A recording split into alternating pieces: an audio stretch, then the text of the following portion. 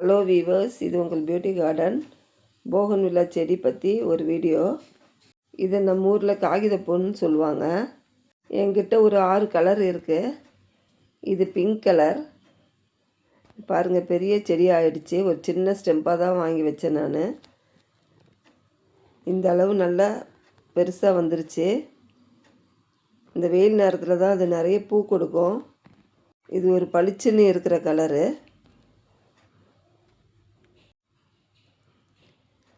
இது எல்லோவும் ஆரஞ்சும் சேர்த்த மாதிரி ஒரு கலரு. இது இப்போ தான் வச்சேன். சின்ன செடி தான் இது. இன்னும் பெருசாகலை, அவ்வளோவா பூ தரல.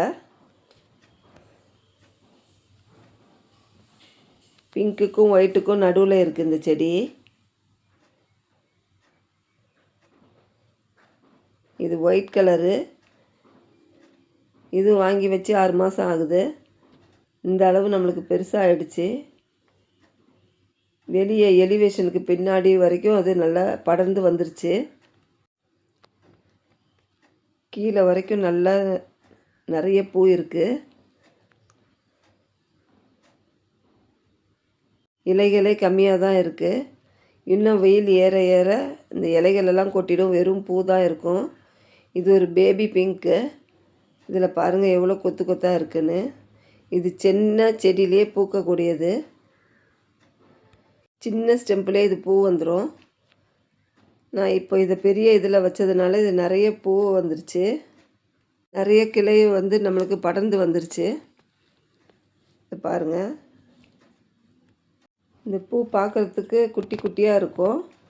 பார்க்கவும் ரொம்ப அழகாக இருக்குது. நான் இது ஒரு காங்கிரீட்டு தொட்டியில் தான் வச்சுருக்கிறேன். தொட்டி கட்டி வச்சுருக்கோம். இந்த எலிவேஷன் பக்கத்துலேயே நாங்கள் இது மாதிரி தொட்டி கட்டி வச்சுருக்கோம். இதுக்கு பெரிய பராமரிப்பெல்லாம் தேவையில்லைங்கிறதுனால இது ஸ்டாண்டர்டாக அதிலே வச்சுட்டோம் நாங்கள்.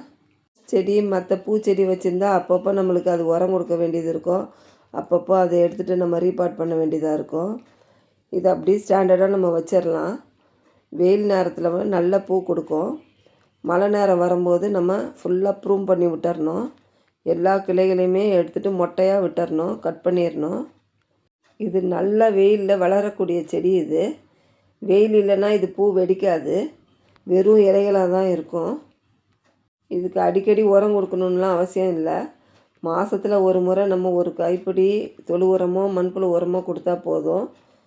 ஃபெர்டிலைசரும் எப்போயாவது ஒரு சமயம் நம்ம தோட்டத்துக்கு தெளிக்கும் போது இதுலேயும் லைட்டாக தெளித்தா போதும். அதெல்லாம் கம்பல்சரி கிடையாது. இருந்தாலும் நம்ம தெளித்தா இன்னும் கொஞ்சம் நல்லா நம்மளுக்கு பூ கொடுக்கும். இது 4 நாள் தண்ணி ஊற்றலைன்னா கூட இது வாடாது. இதோடைய வேரெல்லாம் நல்லா பிடிச்சி வளரும். மழை காலத்தில் நம்ம ஒரு பூ கூட நம்ம பார்க்க முடியாது. வெறும் இலைகளாக தான் இருக்கும். இது மாதிரி போட்டுட்டு நாங்கள் அப்போ அதில் சின்ன சின்ன புதினா ஸ்டெம்பு சொருகி விட்டுட்டோம். பாருங்கள் எவ்வளோ பூ இருக்குது, பார்க்குறதுக்கு எவ்வளோ அழகாக இருக்குன்னு. மழை காலத்துக்கு நம்ம ரோஸ் செடி மற்ற பூச்செடி வச்சு வளர்க்கலாம். வெயில் காலத்தில் அதெல்லாம் நம்மளுக்கு கருகி போயிடும். இந்த காகிதப்பூ, அடினியம் போன்ற செடி மட்டும் வெயில் காலத்தில் நல்லா வரும்.